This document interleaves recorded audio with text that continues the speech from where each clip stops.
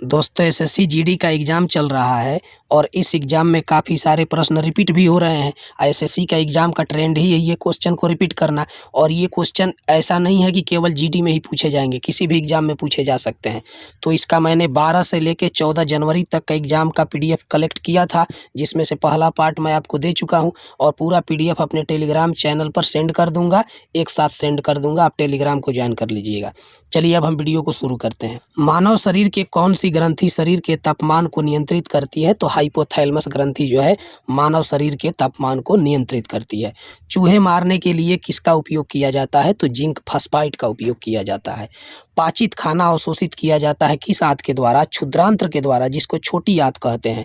तो ये ध्यान दीजिएगा, खाना अवशोषित होता है छोटी आंत में, और एक बृहदांत्र है जिसको बड़ी आंत कहते हैं, उसमें पानी का अवशोषण होता है। याद रखेंगे ना। पके हुए आम के कौन सी विटामिन पाया जाता है? तो ए तथा सी। पके हुए आम में कौन सा विटामिन पाया जाता है? विटामिन ए और विटामिन सी। ए का नाम क्या है? तो रेटिनॉल है। सी का नाम क्या है? कैल्सीफेरॉल है। सबसे ज्यादा किस में पाया जाता है? आंवला में पाया जाता है। विटामिन ए सबसे ज्यादा किस में पाया जाता है? गाजर में पाया जाता है। याद रखिएगा। रंगीन टीवी के प्राथमिक रंग कौन है? तो इसके लिए आप याद कर लीजिएगा निहाल। कौन सा ट्रिक याद कर लीजिएगा? निहाल। जहाँ ट्रिक की जरूरत पड़ेगी वहाँ जरूर बताऊंगा मैं। निहाल। नी का मतलब हो गया कि नीला, ह का मतलब हुआ हरा, अल्लाह का मतलब हो गया लाल। तो निहाल जो है ये प्राथमिक रंग, 3 रंग प्राथमिक रंग है, बाकी सब द्वितीयक रंग की श्रेणी में आते हैं। कैमरा का कौन सा भाग मानव नेत्र में रेटिना के अनुरूप कार्य करता है? तो जिसको फिल्म भी कहते हैं, या उसको हम और एक नाम देते हैं, क्या नाम देते हैं? दृष्टिपटल। सूर्य के प्रकाश से कौन सी विटामिन मिलता है? तो विटामिन डी मिलता है। विटामिन डी का नाम क्या है? तो आप याद रखिएगा, कैल्सीफेरॉल है। गुब्बारा किस गैस से फुलाया जाता है? तो हीलियम गैस से। हीलियम गैस का परमाणु क्रमांक 2 होता है। ये नोबल गैस की श्रेणी में आती है, किसी से अभिक्रिया नहीं करती। गोबर गैस मुख्य रूप से होता है तो क्या होता है? मीथेन होता है। मीथेन कार्बनिक यौगिक है जिसका रासायनिक सूत्र CH4 होता है। याद रखेंगे। एल्केन श्रेणी का यौगिक है। एल्केन का सूत्र क्या होता है? CnH2n+2। याद रखेंगे, CnH2n+2। उसके बाद क्या होगा? अगर एल्कीन का याद रखना होगा तो CnH2n हो जाएगा, और अगर एल्काइन का होगा तो CnH2n-2 होगा। तीनों सूत्र याद होगा, आपको हाई स्कूल में पढ़े होंगे। पहाड़ पर चढ़ने पर खून नाक से बाहर क्यों आता है? तो वायुमंडलीय दाब के कम होने के कारण। दोस्तों याद रखिएगा कि बताइए बैलेंस कब बना रहेगा? जब दोनों तरफ से दाब बराबर लगेगा। जब एक तरफ का दाब अधिक होगा तो भाई जाहिर सी बात है असंतुलन होगा, यानी संतुलन बिगड़ जाएगा। तो जब संतुलन बिगड़ेगा तो होगा क्या कि हमारे शरीर का दाब अधिक हो जाता है, अब बाहर का दाब कम होने की वजह से नाक का चद्दर फट जाता है और नाक से ब्लड आ जाता है, जिसको हम आम बोलचाल की भाषा में बोलते हैं भीनास फूटना। जानते होंगे।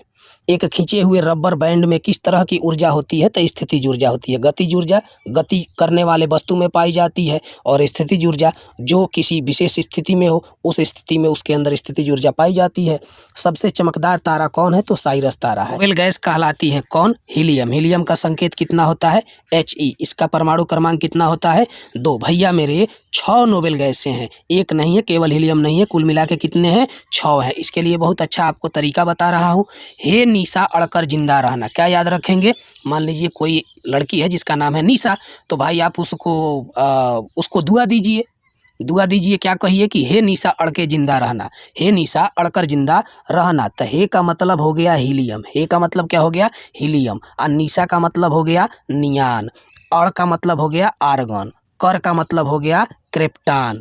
जिंदा का मतलब हो गया जेनान। आप जानते हैं ना, एक्स को कहीं जेड भी पढ़ते हैं, इसलिए तो जिंदा हो गया, और उसके बाद हो गया RN रेडान। हे निशा अड़कर जिंदा रहना। ठीक है ना। अब देखिए, हीलियम का परमाणु क्रमांक 2, साथ साथ ये भी याद रखिए। नियान का कितना होता है? 10। आर्गन का कितना होता है? 18। क्रिप्टान का कितना होता है? 36। जेनान का कितना होता है? 54। रेडान का कितना होता है? 86। याद रखेंगे दोस्तों। थोड़ा लीपापोती हो गया, उंगली से लिख रहा हूँ, कलम चल नहीं रहा है सही तरीके से, तो इसको इग्नोर करिएगा, लेकिन जो कंटेंट दे रहा हूँ उस पर भरोसा रखिएगा। ठीक है दोस्तों, चलिए बढ़ते हैं आगे। ब्लीचिंग पाउडर का रासायनिक नाम क्या है? तो कैल्शियम हाइपोक्लोराइड है। ये अधूरा लिख दिया गया। कैल्शियम हाइपोक्लोराइड CaOCl2 इसको बोलते हैं ब्लीचिंग पाउडर या बिरंजक चूर्ण। किस ग्रह का सूर्य के परितः परिभ्रमण काल अधिकतम होता है? तो वरुण के। कौन सा तत्व स्वतंत्र अवस्था में पाया जाता है? तो मुख्य रूप से सोना और प्लेटिनम किस में पाए जाते हैं? स्वतंत्र अवस्था में पाए जाते हैं। सोना का संकेत क्या होता है? AU होता है। प्लेटिनम का क्या होता है? PT होता है। याद रख लीजिएगा इसको भी। आलू उदाहरण है, किसका उदाहरण है? रूपांतरित तने का उदाहरण है। ऐसे में गाजर कहें, मूली कहें, तो ये तो हम लोग जड़ खाते हैं, लेकिन आलू का क्या खाते हैं? तना खाते हैं।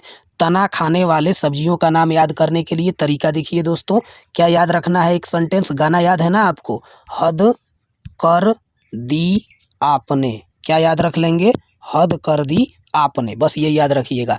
ह से हुआ हल्दी, ह से पूरा हद ही मिला लीजिए, हद से हुआ हल्दी, कर से हुआ केसर, दी से हुआ आदि माने अदरक, अ से आलू, प से प्याज, क्या हो गया, हद से हल्दी, कर से केसर, दी से अदरक माने आदि, और अ से आलू, प से प्याज। याद रखेंगे, ये तना खाने वाले सब्जियों का नाम याद करने का ट्रिक है। भोजन का पाचन कहाँ से प्रारंभ हो जाता है, तो मुख से ही पाचन प्रारंभ हो जाता है, और मुंह में लार ग्रंथियां होती हैं, आप जानते ही हैं, यहीं से भोजन पचना शुरू हो जाता है, और बड़ी आंत तक यानी छोटी आंत तक जाते जाते भोजन का पूर्ण पाचन हो जाता है, और बड़ी आंत में जाने पर पानी का क्या हो जाता है, अवशोषण हो जाता है। हैलोजन में सबसे अधिक क्रियाशील तत्व कौन है, तो फ्लोरीन है। फ्लोरीन का संकेत क्या होता है, एफ होता है। इसका परमाणु क्रमांक कितना होता है, 9 होता है। फ्लोरीन क्या है, धातु है कि अधातु है, तो अधातु है, याद रखेंगे। हैलोजन किसको बोलते हैं, तो वर्ग 17 के आवर्त सारणी पढ़े हैं ना, आवर्त सारणी में जो 17 नंबर का वर्ग है उसी को हम हैलोजन के नाम से जानते हैं, उस स्तंभ को, ठीक है ना।